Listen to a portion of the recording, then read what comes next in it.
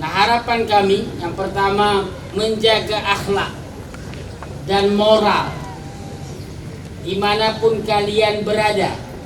Nanti kalian di PD nanti akan bertanding. Jaga sholat 5 waktunya, jaga akhlaknya, budi pekertinya. Sesungguhnya pesantren yang kita tonjolkan adalah moral dan akhlak kita, sehingga syiar agama ini akan hidup walaupun di tengah-tengah turnamen olahraga. Kalau kalian jaga sholat kalian dengan baik, akhlak kalian dengan baik, kalian sudah dapat kemuliaan di sisi Allah Subhanahu wa taala. Dan mudah-mudahan kami juga berdoa di sini bisa berhasil dan berprestasi di turnamen olahraga.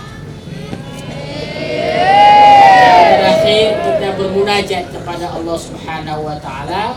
Mudah-mudahan Allah mudahkan segala rintangan dari awal berangkat ini sampai di tujuan. Ini saja yang bisa Ustaz sampaikan. Terima kasih atas kehadiran Ustaz dan Ustazah dan anak-anak kami semuanya. Kita baca 3 kali takbir.